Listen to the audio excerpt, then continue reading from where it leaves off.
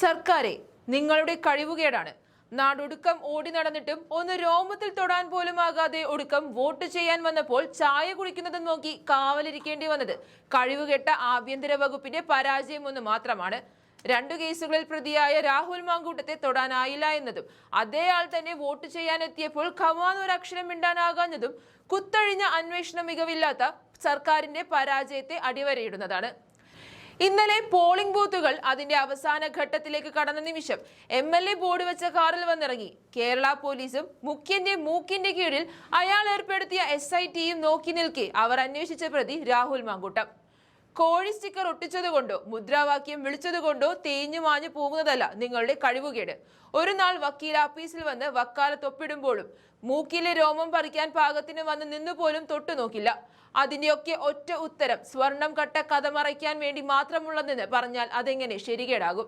കഴിവുകെട്ട സർക്കാരിന്റെ കഴിവുകെട്ട ആഭ്യന്തര വകുപ്പിന്റെ പരാജയം ഒന്നടങ്കം വിളിച്ചു പറഞ്ഞ മുഴുനീളം കാച്ചിക്കുറുക്കിയ വാക്കുകളിൽ നിങ്ങൾ തോൽവിയാണെന്ന് വിളിച്ചു പറയുന്ന ഹാഷ്മിയുടെ പ്രസംഗമാണ് ഇപ്പോൾ CPMന്റെ ഇടനെഞ്ചിലേക്ക് എത്തിക്കുന്നത്. തോറ്റുപോയ ആഭ്യന്തരം എന്നല്ല, പഠിപ്പും ആരോഗ്യവും കാടും കുട്ടിച്ചോറാക്കിയ സർക്കാരാണ് നിങ്ങളെന്ന് മുഖം നോക്കി തകർക്കുകയാണ് ഹാഷ്മി. നമുക്ക് ഹാഷ്മിയുടെ ആ പ്രസംഗത്തിലേക്ക് പോകാം.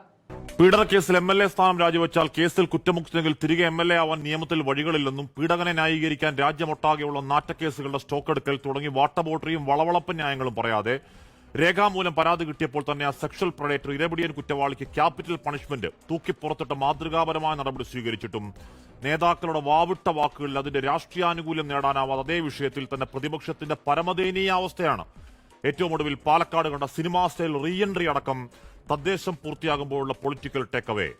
ഈ കോടതിയിൽ ഇരയ്ക്ക് വേണ്ടി വാദിക്കൽ അസാധ്യമാണ് തിരിച്ചറിവിൽ ഒന്നല്ല 2 പ്രോസിക്യൂട്ടർമാർ രാജിവെച്ചൊഴിഞ്ഞതും ആ ജഡ്ജിക്കെതിരെ സർവൈവർ വേദനയോടെ മേൽക്കോടതിയിലേക്ക് പോയ കേരള ചരിത്രത്തിൽ സമാനതകളില്ലാത്ത അപൂർവതയും പോട്ടെ.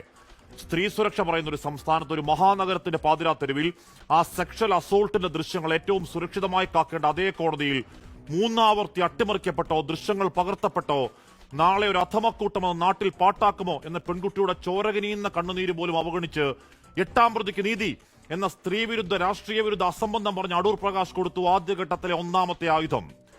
രാഹുലിനെതിരായ 2ാമത്തെ പരാതി എന്തോ ലീഗൽ അഡ്വൈസ്, ഏതോ വെൽ ഡ്രാഫ്റ്റഡ്, അത് അപരാധമെന്ന മട്ടിൽ അവതരിപ്പിച്ച് KPC അധ്യക്ഷൻ 2ാം ഘട്ടത്തിൽ തേച്ചുമിനുക്കി മുനകൂർപ്പിച്ച് CPMന്റെ കയ്യിൽ കൊടുത്തത് 2ാമത്തെ ആയുധമാണ്. സ്ത്രീലമ്പടന്മാരെന്നൊക്കെ കടത്തിപ്പറഞ്ഞ് രാവിലെ തന്നെ രാഷ്ട്രീയ അജണ്ട സെറ്റാക്കൽ ആയുധം പ്രയോഗിച്ചു മുഖ്യമന്ത്രി.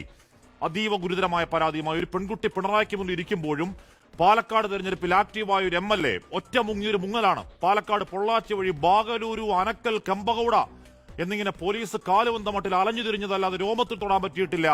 1, 2 ഒന്നുമല്ല. 15ാം നാൾ പാലക്കാട് തന്നെ പൊങ്ങി വോട്ട് രേഖപ്പെടുത്തിയ ആൾ കാക്കി സുരക്ഷയിൽ ചായ കുടിച്ച് മാസ് കാണിച്ചെങ്കിൽ സർക്കാരെ, ആഭ്യന്തര വകുപ്പെ, പോലീസെ നിങ്ങളുടെ നാണം കെട്ട പരാജയമാണ്. അറസ്റ്റ് ഒഴിവാക്കാൻ സകല കോടതികളിലും കയറിയിറങ്ങാൻ മാങ്കൂട്ടത്തിൽ സമയം കൊടുത്ത് ഈ വിഷയം തെരഞ്ഞെടുപ്പിൽ ക്ഷേത്രക്കൊള്ള മറയ്ക്കാനുള്ള ഉപാധിയാക്കിയെന്ന് ആരെങ്കിലും സംശയിച്ചാൽ അവരെ എങ്ങനെ പഴിക്കാനാണ്? ഈ പറയുന്ന സ്ത്രീ സുരക്ഷയും നൈതികതയും ഒക്കെ ഒരു വ്യാജം പറച്ചിലാണ്. ഒക്കെയും തരാതരം രാഷ്ട്രീയം. ഒരു മുൻ സാമാജികനെതിരെ കിട്ടിയ പീഡന പരാതി കാർപ്പറ്റിൽ താഴ്ത്തിയവർ, സ്ത്രീകൾക്കെതിരെ അതിക്രമത്തിന് തീവ്രത ഇളക്കാൻ കമ്മീഷൻ കോടതിക്കാർ, പീഡന പരാതികളിൽ നടപടി നേരിട്ടവർ ഇരട്ടി വേഗത്തിൽ തിരിച്ചെടുത്ത് കീ പോസ്റ്റുകളിൽ പ്രധാന പദവികളിൽ അവരോധിച്ചവർ, സ്ത്രീലമ്പടന്മാരുടെ രാഷ്ട്രീയ നൈതികതയും ധാർമ്മികതയും ഒരുപാടങ്ങ് വിളമ്പല്ലേ. ഭൂതകാലങ്ങളൊക്കെ അങ്ങ് മറന്നുപോകാൻ കേരളത്തിന് മറവി രോഗമില്ല. നാട്ടുകാരത്രയും മണ്ണെണ്ണ മൊണ്ണകളല്ല. പ്രിയ പ്രേക്ഷകർക്ക് എൻകൗണ്ടറിലേക്ക് സ്വാഗതം.